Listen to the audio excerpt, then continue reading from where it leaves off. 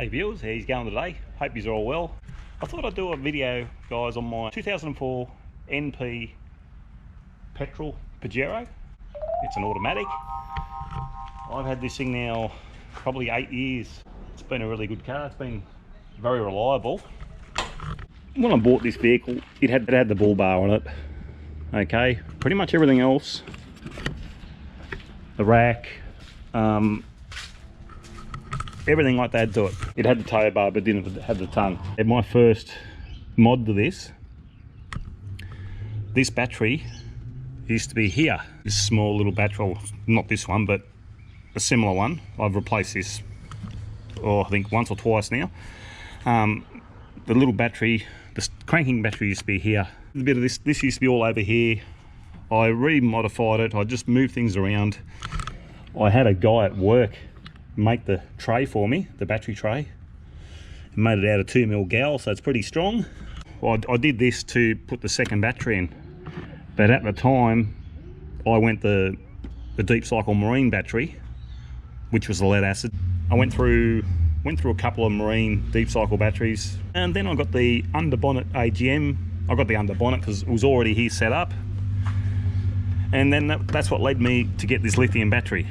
This is the iTech 120 amp lithium. Now this battery so far has been fantastic.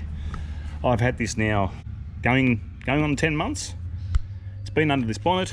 The heat doesn't bother it at all. Okay, I've got the old Red Arc DC charger.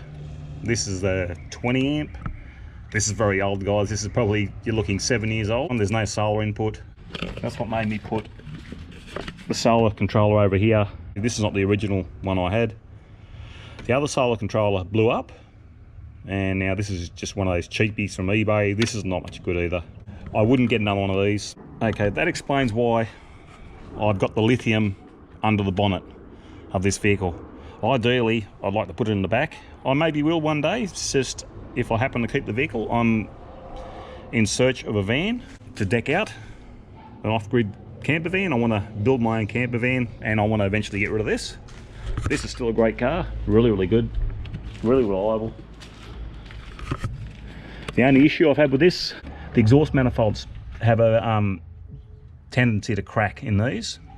I was told by the exhaust shop. Now this had a crack in the manifold, and I went down to the exhaust shop and they suggested put extractors on it. They said they're renowned to crack. Oh, these extractors have been on possibly 7 years. Yeah, I can't quite remember, but it's been not long after I bought the vehicle.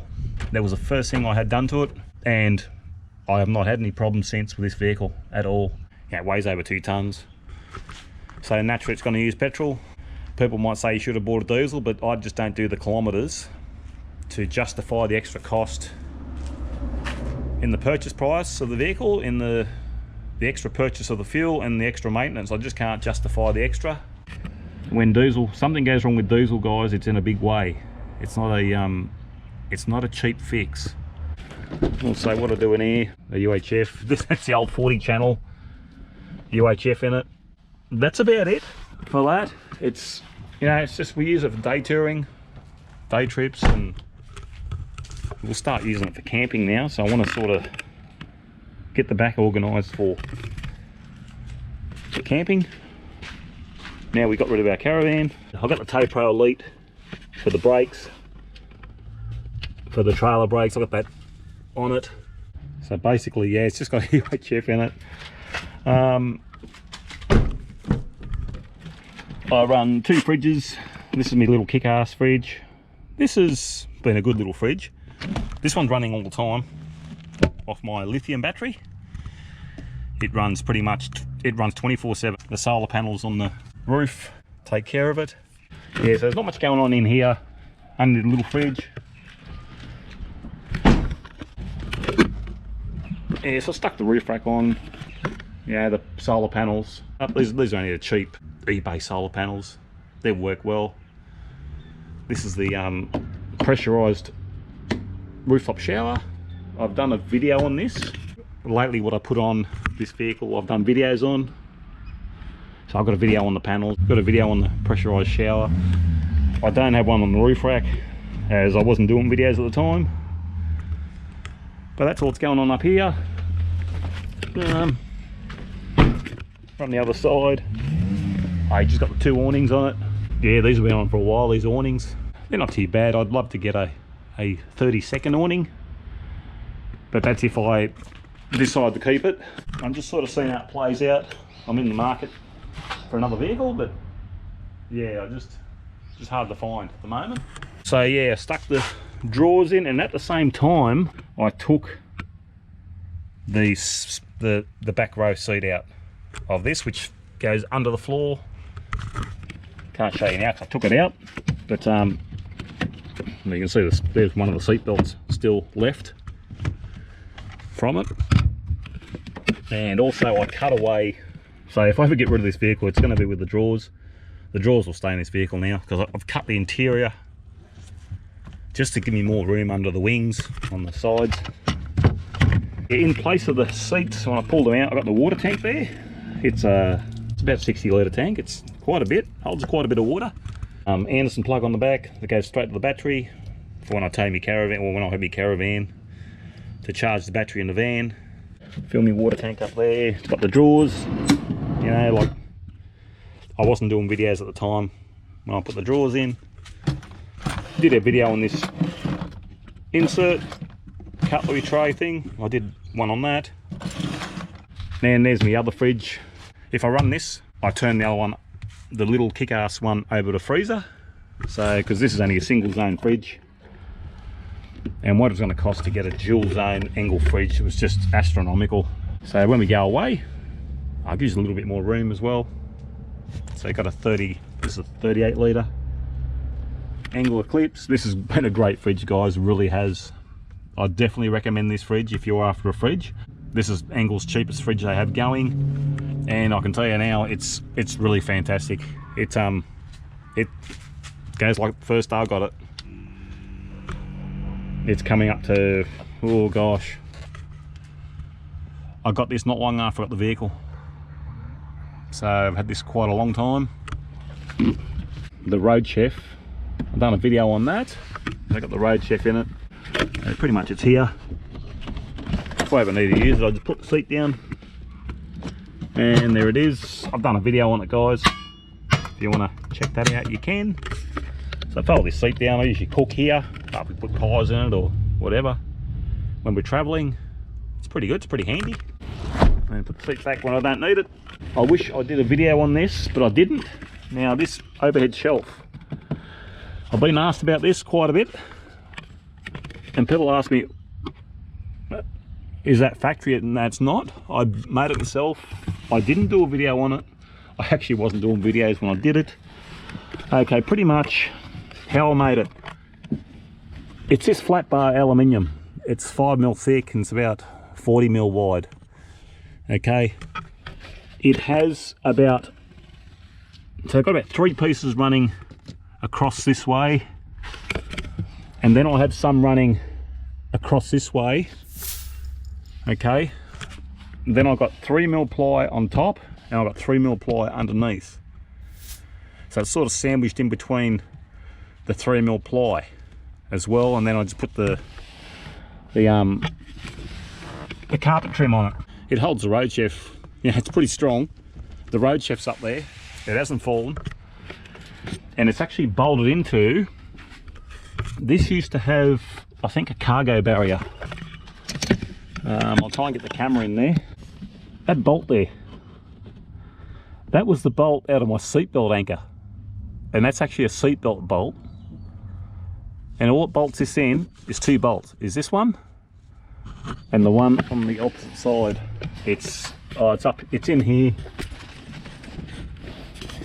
I don't know if you can see it, but there, my finger's on it there. So that's all it holds this in. The 2 seatbelt bolts from my seatbelt anchors. So yeah, that's all it holds it in, and it's quite sturdy. I've got a solar blanket up there, I've got a first aid kit up there, I've got 3 chairs all in there. That's the shelf from the front, and it's handy. This overhead shelf has really been good. Got my fire extinguisher, got my Anderson plug, that's to run the oven. one for my fridge. I've got me inverter underneath. My inverter's in down there. And I've got a few tools and that down there, a few things, a few odds and ends. Turn my inverter on here. You can just hear it come on. It's my inverter. Now it's got me USB plugs there. Cigarette lighter, that runs me, that's powering my kick-ass fridge at the moment.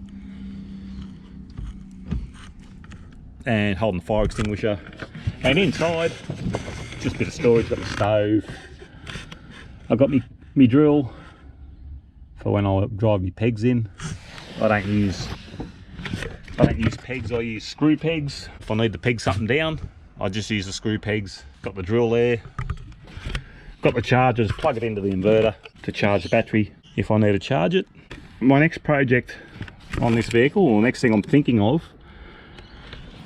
I wanted to put my battery in this box because I want to put a bigger inverter in, but I can't put the bigger inverter in because it's so far from the battery. I'm going to make a box similar to this. It's going to have the battery, lithium. I'd love to put my lithium in here, but it just quite won't fit in width-wise. It's only, geez, you're talking 15mm too narrow. Otherwise, I'd be putting it straight in. And I've got to get another DC charger. I've got to get a few things, but guys, you know, it costs money. I'm just sort of going to wait till the funds build up, and then I've just got to build the box. Something, and then I'll put my DC charger in it, and then I can hook my panels into it. It's just a DC charger over at the moment. It's quite old and doesn't have the solar input, so I'm just sort of, you know, money sort of waiting on that. But then, you know, I might end up getting another vehicle before this happens, so I'm not too sure on that. I'd like to, you know, upgrade this because this is not the proper voltage meter for the lithium. I'd like to put a proper battery monitor in it, but it might happen. I don't know yet. I'll see. Maybe I'll do it so it's just removable.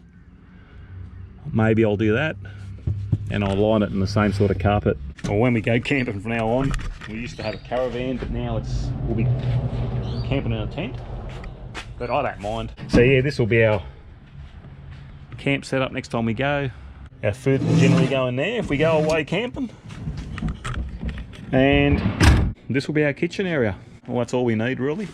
Try and keep it simple as possible. Choose the fuel, you know, especially towing, it does. If you have floor, it's good on fuel. But if you start thrashing it, then yeah, you're going to notice the fuel gauge moving. They are bad if you're doing a lot of towing, but I know that. The most expensive repair on this thing has been the extractors, but ever since that, I've not had a problem. You know, tyres, I put tyres on, well that's natural. You know, that's just maintenance. And your services, that's maintenance. That's just natural. It comes with everything. It's got tits or wheels, it's going to cost money, which is true. And having the lithium battery is great, guys. Once you go lithium, you won't go back to AGM. I couldn't go back to an AGM battery after having lithium, that's for sure. So yeah, I encourage you, if you ever set up a dual battery in your vehicle, go lithium, okay, but put it in the back. Put your battery in the back, you're better off. That way you can just set everything up in the back. And you know, when I set this up, I had no idea what I was doing. I just got the vehicle and I wanted another battery because I wanted to run in the fridge, and I put the battery up the front there under the bonnet. I didn't know much about it then. I don't really have much voltage drop.